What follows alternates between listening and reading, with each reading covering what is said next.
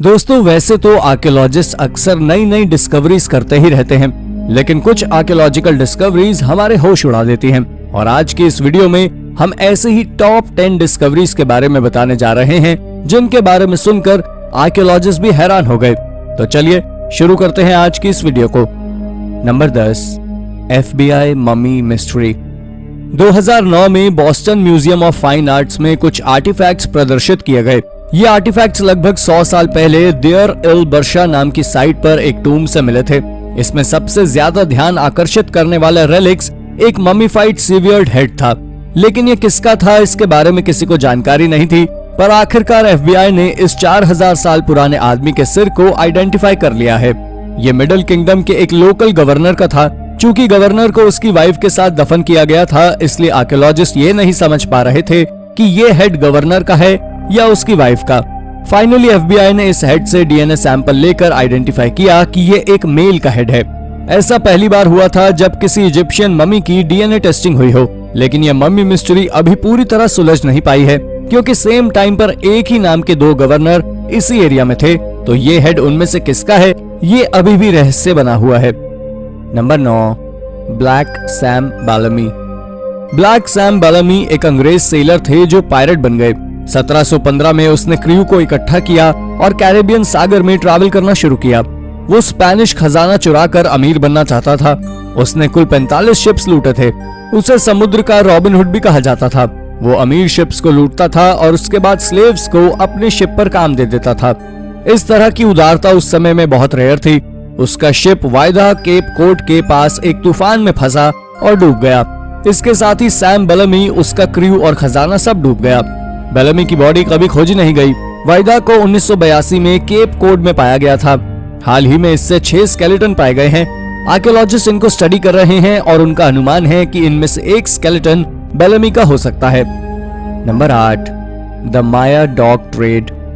हाल ही में ग्वाटेमाला की एक एंशिएंट माया साइट पर मिले एनिमल्स की बोन्स को और टीथ पर हुई एक स्टडी में सामने आया है कि यहाँ पर अमेरिका में सबसे पहले डॉग ट्रेड होता था, यानी माया लोग कुत्तों के सबसे पहले ट्रेडर्स हुआ करते थे।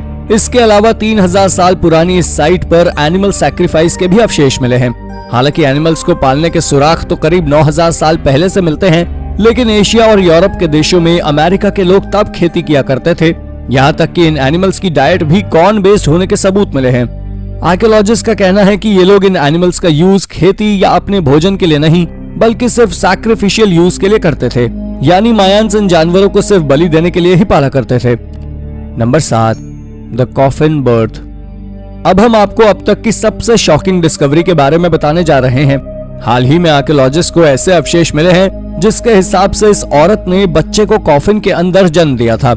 ये एक मिडीवल ग्रेव है और ये अवशेष या तो 7th या फिर 8th सेंचुरी के हैं, जब प्रेग्नेंट औरत की मौत हुई और उसे उस इमाला के छोटे से इटालियन टाउन में दफन कर दिया गया। और जब 2002 में आर्कियोलॉजिस्ट ने इस कब्र को खोजा तो इसमें बच्चे के शरीर के अवशेष भी थे। औरत ने मरने के बाद इस बच्चे को जन्म दिया था।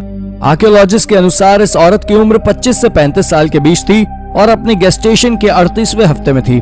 इस औरत के स्कल में एक छोटा सा होल भी मिला है, जो ट्रिपेनेशन नाम की एक तरह की सर्जरी के दौरान किया जाता था, जो कई तरह की बीमारियों में की जाती थी।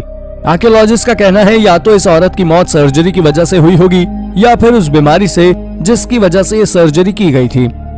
नंबर 6, थियोपैत्रा केव। लगभग 1,30,000 साल पहले थियोपैत्रा केव में ह्यूमंस रहा करते थे। यह आर्कियोलॉजिकल साइट ग्रीस के मेटियोरा में स्थित है। पिछले कुछ सालों में यहाँ कई एक्सकेवेशन कार्य किए गए थे। इन्हीं एक्सकेवेशंस के दौरान मिले एविडेंस के बेसिस पर आर्कियोलॉजिस्ट का कहना है कि मिडिल पैलियोलिथिक से नियोलिथिक एरा के टाइम में यहाँ पर अनइंटरप्टेड ह्यूमन हैबिटेशन हुआ करता था। इस केव में दुनिया की सबसे पुरानी दीवार है। साइंटिस्ट के अकॉर्डिंग ये वॉल 23,000 साल यानी लास्ट ग्लेशियल एज के टाइम बनाई गई थी। शायद इसे अर्ली इनहैबिटेंट ने मिट्टी और क्ले का यूज करके बनाया होगा। ये वॉल सबसे पुराना ह्यूमन मेड स्ट्रक्चर है। Number 5, iron age hoard. Germany के श्मेलेनबर्ग में आयरन एज के समय के एक आर्टिफैक्ट्स का ढेर खोजा गया। वॉलबर्ग विल्जनबर्ग केव 300 BC के समय की है, जब जर्मनी में आयरन एज प्री रोमन्स का राज था। हालांकि आज इस साइट पर कुछ रेज्ड एम्बैंकमेंट्स और क्रम्बलिंग स्टोन्स के अलावा ज्यादा कुछ नहीं बचा है।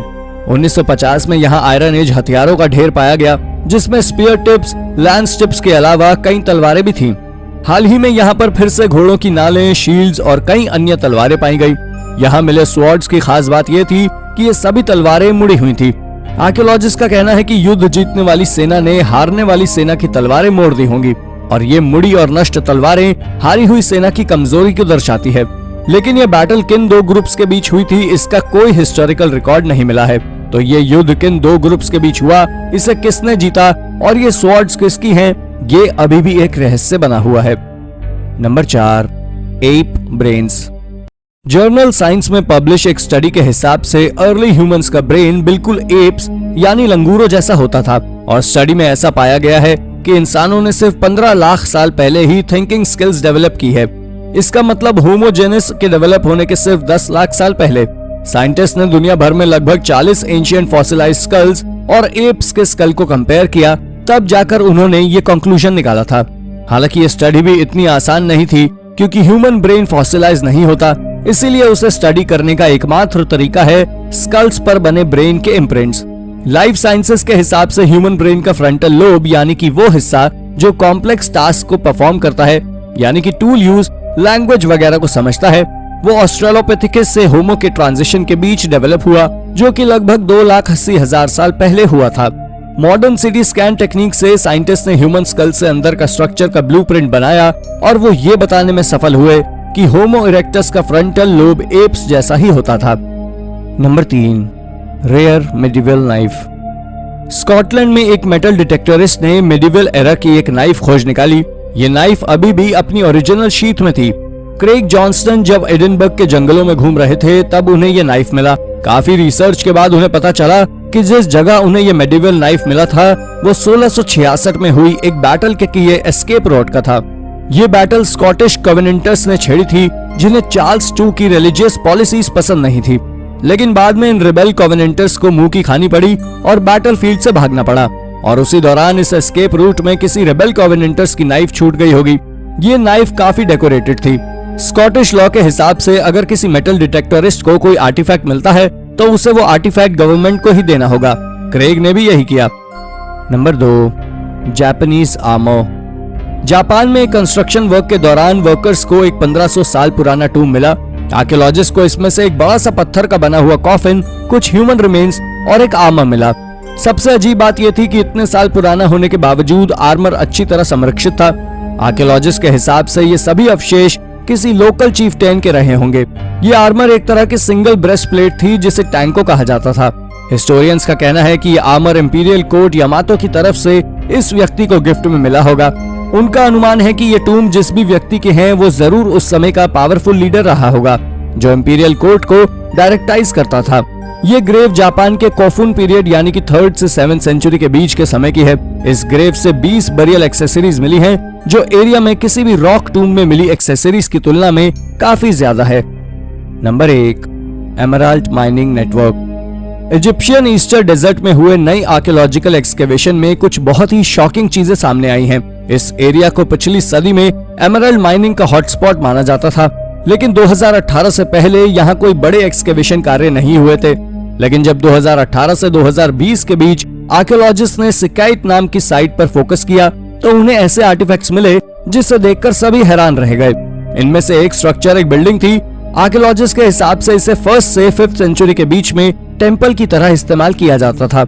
इसके अलावा यहाँ से 19 सिक्के, इंसेन बर्नर्स, आश्चर्यजनक फिगरिन्स भी मिली हैं, जिन्हें देखकर ये लगता है कि इस मंदिर को रिलीजियस सेरेमनीज के लिए यूज किया जाता होगा। लेकिन सबसे अनोखी बात ये थी कि यह मंदिर एक बड़े कॉम्प्लेक्स का हिस्सा था जिसे एमराल्ड माइनिंग के लिए यूज किया जाता था। तो दोस्तों, देखने के लिए धन्यवाद। ये थी 10 शॉकिंग आर्कियोलॉजिकल डिस्कवरीज। इनमें से कौन सी खोज आपको सबसे रोचक लगी?